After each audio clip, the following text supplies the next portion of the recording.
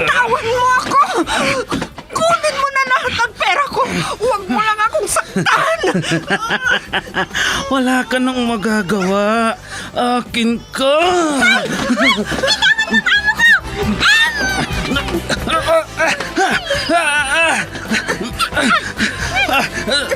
Sino kang pumulupot sa likod ko? Bumaba ka dyan.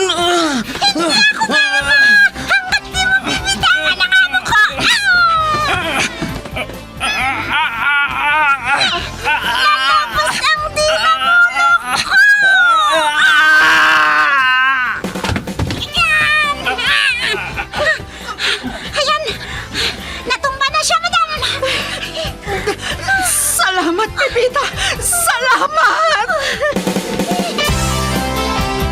Super Pipita, ang balikbayan na OFW, survivor mula Iraq, palaban sa hirap at nakahandang magsakripisyo sa ikabubuti ng karamihan, kabilang sa mga naturingang bagong bayani ng bansa.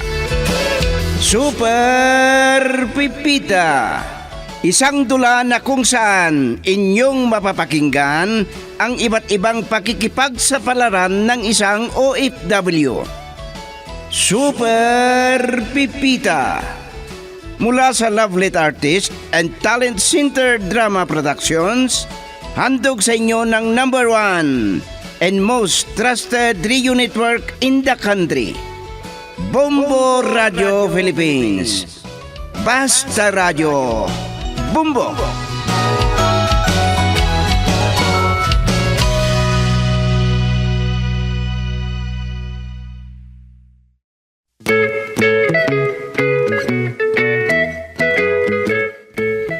Mula sa Lovelet Artist and Talent Center Drama Productions, ihandog sa inyo ng #1 and most trusted radio network in the country, Bombo Radio Philippines, ang huling bahagi ng ating kwento na pinamagatang Pakikipagtulungan, hindi pakikipag-ugnayan.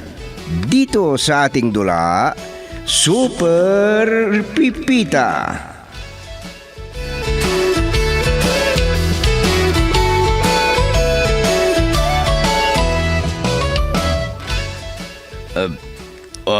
Excuse me. Nabusog ako. Marami akong nakain. Habang nagpapahinga, mag-uusap muna tayo. Papa? Uumpisan ko na, sir. Ang totoo niyan, may ipagtatapat kami ni Jessa sa inyo. Kinakabahan ako. Masamang aking nararamdaman. Sana, sir, huwag kayong mabibigla o kaya'y magagalit sa aming ipagtatapat. Jessa, sabihin mo na. Papa, magnobyo na kami ni Lucio. Ano? Naku! Nabigla ko. Alam niyo noon pa man, naghinala na ako sa inyong dalawa. Sinasabi ko na nga ba. Akala ko hindi ka na makipag-asawa, Jessa. Papa, huwag sana kayong magalit. Hindi bale, mabait si Lucio. Wala naman kayong nabalitaan na nagawa kong mali. Gaya ni Mr. Corrales, laging handang tumulong sa kapwa-tao. Hindi lang sa mahihirap, kundi sa lahat ng tao. Kahit yung mga mayayaman pa, basta may kakayahan. Ang haba naman ng litanya mo. Binubuhat mo na ang sarili mong bangko. At ano ang ibig mong sabihin? Hindi ako mabuting tao? Papa, parang awan nyo na. Huwag niyong pagalitan si Lucio. Tama na yan.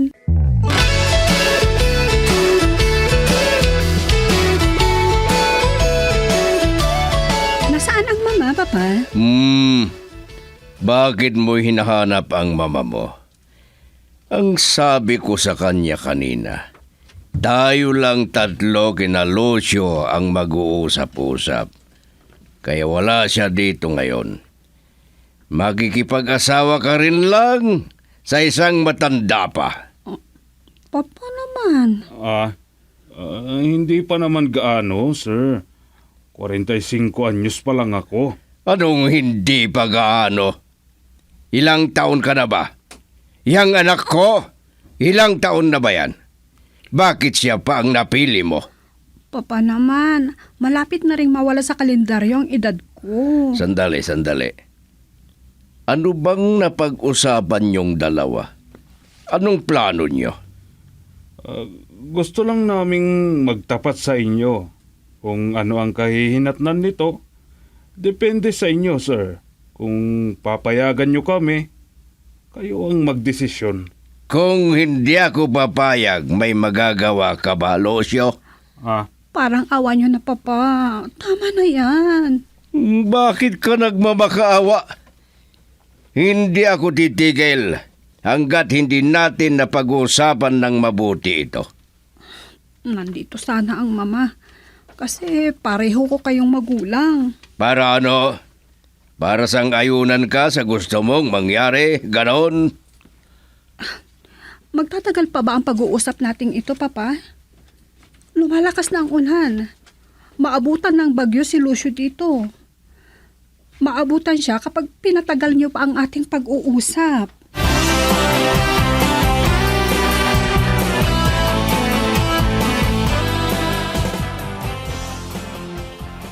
Ay, oo, Kamuto. Malakas ang ulan at hangin dito. Nandito na yung bagyo sa kinaroroonan ko. Kaya lang, hindi ko nararamdaman. Nasa loob kasi ako ng bahay ng aking amo. Kaya pala. Iba talagang mayaman, ano? Kapag malaki ang bahay, hindi mararamdaman na bagyo na pala sa labas. Pero tahimik sa loob. Hindi naman gaanong mayaman yung mga amo ko. O ano, umuulan ba dyan? Medyo. Hindi ko rin nararamdaman kasi nandito ako sa loob. Ay, sandali lang, Kamuto, may kumakatok. Baka uuwi ng bisita yung mga amo ko. Ha? Hayaan mo na siyang umuwing mag-isa.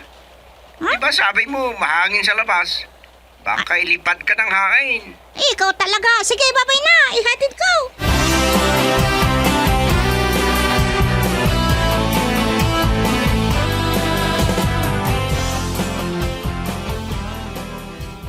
Naistorbo ko yata ang tulog mo, Pipita. Hindi naman po, hindi. Kausap ko yung nag-aasikaso sa aking garden sa amin. Si Kamuto yun. Ngayon ko lang napansin, umuulan na pala. Hindi lang umuulan. Malakas na ang hangin. Bagyo na talaga. Nakauwi na ba si Sir Lucio? Hindi pa nga eh. Nag-uusap pa silang tatlo nila Magtanggol at Jessa. Naisarado mo na ba lahat ang bintana? Opo. Hindi ko kinalimutang isara lahat. Lalo at alam kong may bagyo.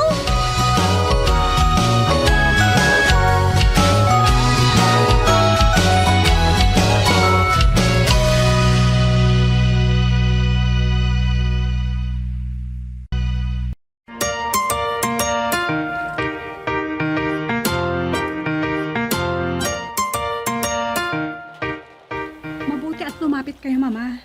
Pigilan niyo sana ang papa. Anong pigilan? Sasabihin ko ang gusto kong sabihin dito sa matandang ito. Mr. Madriaga, Magtanggol. Kailan ka matatapos? Lumalakas na ang ulan. Bagyo na. Anong gusto mo? Hindi na natin pauwiin si Lucio, ganon? Sir Magtanggol, hindi na ako magtatagal. Hindi pa tayo tapos, Lucio. Sige, sir. Mag-ingat kayo. Lalo na at may bagyo. Ikaw ang mag-ingat, baligtad. Hindi kami mababagyo dito sa loob ng bahay. Mag-ingat ka, Lucio, ha? Malakas na ang hangin. Baka may tubig na rin sa kalsada. Ano ngayon kung malakas ang hangin at may tubig sa kalsada? Anong gusto mo? Matutulog siya dito, ha, Jessa?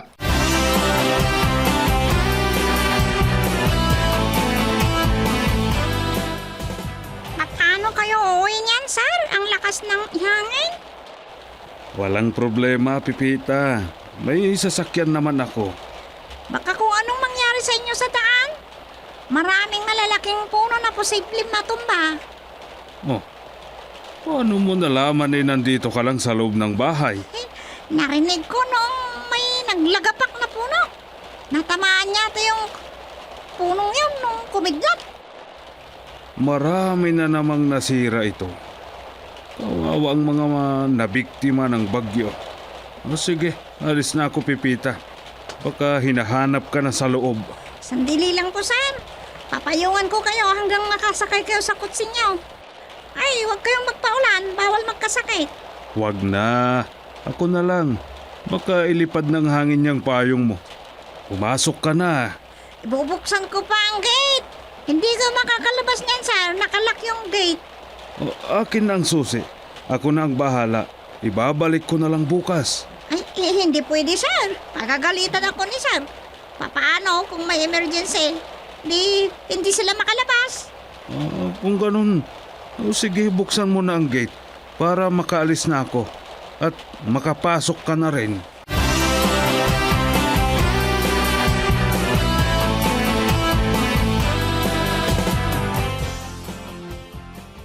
Ang tagal mo namang naghatid kay Lucio.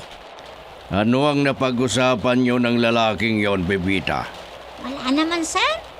Malakas kasi ang ulan, kaya hindi nakaalis ka agad. Alam niyang may bagyo. Bakit pumunta pa siya dito? Ang lakas ng loob. Tumupad lang sa napagkasunduan ninyo. Ang sabihin mo, sinadya niya talaga para makatikim ng niluto ni Jessa. Hindi lang yan, Ay, baka... tama na yan. Huwag mo nang ituloy ang sasabihin mo. Hindi ka na nahiya kay Pipita. Nakikinig sa'yo. Bakit hindi ka pa umalis, Pipita? Nakikinig ka kasi ng usapan namin. Sir, sige, maiwan ko na po kayo. Oh, nabasa ka na, Pipita. Baka magkasakit ka niyan. Maligo na lang ako. Kukuha lang ako ng tuwalya. Bakit kasi nagpaulan pa? Hinayaan na lang sana ang lalaking yon. Pipita! Ipagtimpla muna ako ng kape bago ka maligo. Ako na lang ang magtitimpla ng kape mo.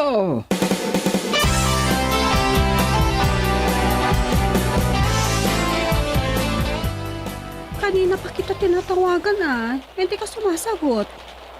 Nagdadrive ako. At saka ang lakas ng ulan. Hindi ko naririnig ang cellphone ko. Tumutunog pala. Mabuti naman at nakauwi ka na ng ligtas. At walang masamang nangyari sa'yo, Lucio. Ay, namatayan nga ako ng makina sa daan kanina eh. Nag-alala ako. Walang katao-tao sa daan.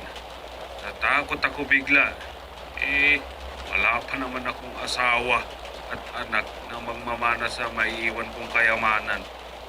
Kahit isang lalaki lang na magdadala sa apelyido ko. Ikaw talaga. Kung ano-ano ang pumapasok sa isip mo. Kung may nagawa lang sana ako, dito ka na matutulog.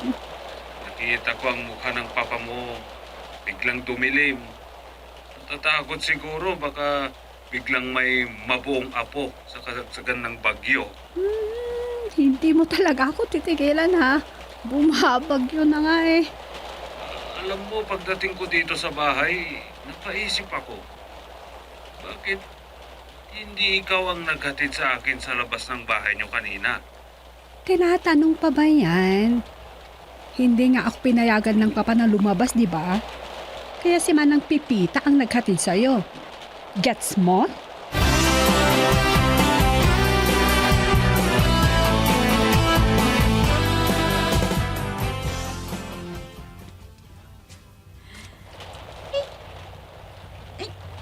Ano ba yan? Alas 12 na ng hating gabi. Hindi pa tumitigil ang pagbagsak ng ulan. Mabuti na lang at nakita kong nakabukas ang bintana sa aking kwarto. Kung hindi, nabasa na ang aking higaan. Ay! Naku! Ang lakas lakas talaga. Parang umaangat ang bubong ng bahay ng aking mga amo. Ay, Diyos ko po, iligtas mo po kami. Huwag niyo po kami pabayaan. Ay, pipilitin kong makatulog para maaga akong magising bukas.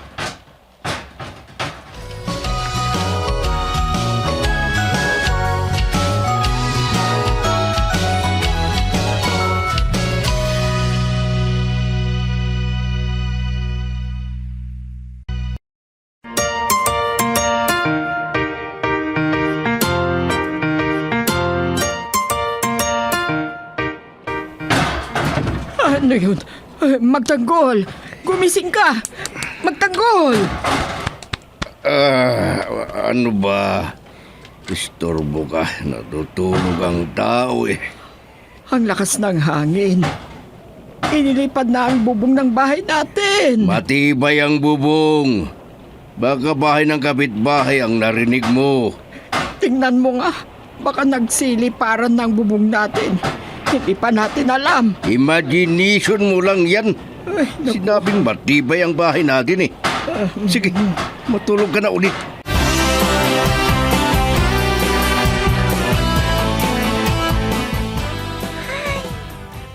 Ulan na lang. Wala na yung hangin ng lakas. Ay, naku. Lumipad ang ibang bubong ng bahay ng mga amo ko. Ay, si Madang Jessa. Nakatingin sa bintana. Manang Pipita, anong ginagawa mo dyan sa labas? Umuulan pa. Huwag kang magpaulan. Ay, madam! Natanggal yung ibang bubong ng bahay ninyo! Ano? Kung ganon, hindi natin namalayan kagabi. O sige, pumasok ka na. Baka matabaan ka pa ng mga bubong ng kapitbahay. Eh, wala naman ng malakas na hangin, madam! Kahit na. Sige na, pumasok ka naman na. Eh, opo, pero sandali lang. Ipapatayo ko lang yung mga halaman na nakalagay sa paso.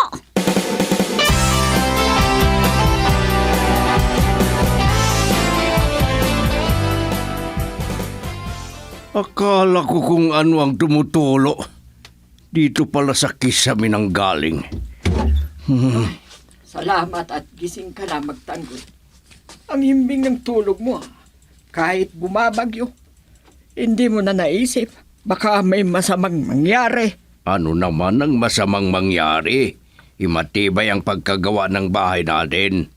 Pero may tumutulo pala sa kisame. Meron nga. Lumipad pa nga yung bubong sa tapat ng kwarto natin. Walang hiya. Paano nangyari yan? Akala ko matibay ang pagkagawa ng bubong. Magkano yung kontrata nila dyan? Kahit gaano katibay ang pagkagawa, kung malakas naman ang nagdaang bagyo, masisira at masisira yan. Masisirang bahay kung hindi pulido ang pagkagawa. Tandaan mo yan. Ay, pwede ba? Huwag ka lang magreklamo. Hindi pa nakakaalis ang bagyo.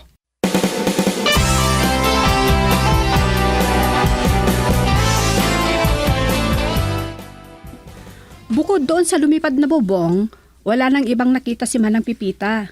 Inayos nga niya eh. May malasakit ang katulong nyo, no?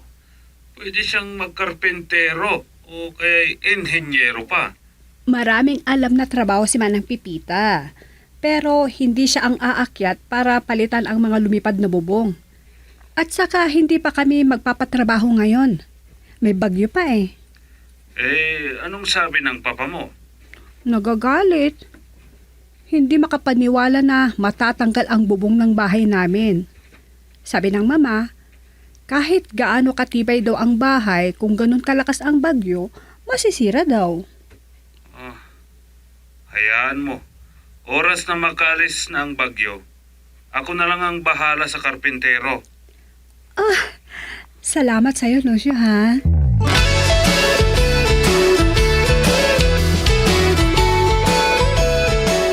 Ay, ito na ang huling sanga na puputulin ko. Tapos bababa na ako dito. Manang Pipita, tama na yan. Baka mahulog ka. Hindi, madam. Huwag kang mag-alala sa akin. Malapit na akong matapos dito. O mag-ingat ka. Kumapit kang mabuti. Madulas ang puno. Nay! Ang lakas ng loob mo umakyat yan, ha? Pipita! Nakakapit naman po ako, sir! Ay, paano kung mahulog ka dyan? Di may kasalanan ako. Papa, huwag niyo na pagalitan si Pipita. Nagmamalasakit na ngayong tao eh. Hindi ko naman gagawin yun, sir, kung hindi ko kaya. Sige naman na Pipita. Magmerienda ka muna. Opo, bababa muna ako.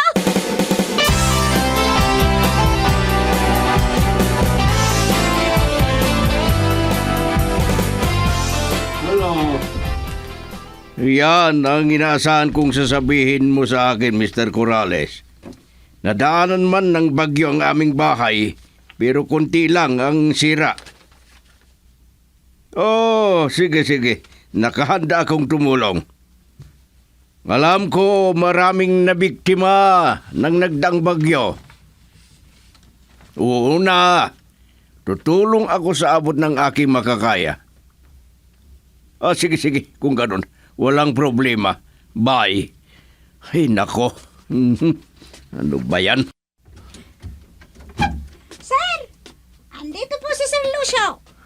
Oh, Kumusta na, Mr. Madriaga? parang napagod ka, Pipita. Tumulong po kasi ako na nag-dispatch sa mga basura. Talagang masipag itong katulong ninyo.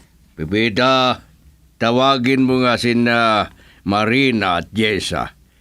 Pag-usapan na natin ang kasal nila Jessa at Lucio para matapos na. Hindi yan ang sadya ko, sir. May nakausap akong karpentero na gagawa ng bubong ng bahay nyo. Talagang maasahan ka. Gusto kong makausap yung karpentero na sinasabi mo. Paayos kong lahat ang nasira sa bahay ko. Pipita, di ba sabi ko sa'yo tawagin mo ang mag-ina? Nakikinig ka pa. Ay, Sabihin mo nandito si Lucio. ayan na sila, sir. Maiwan muna kayo, sir, para makapag-usap-usap pa kayong mabuti. Dalian mo. Mabuti naman at pumunta ka rito, Lucio. Katatawag lang ni Mr. Corrales sa akin. Marami ang nangangailangan ng tulong sa nagdaang bagyo. Tutulong tayo.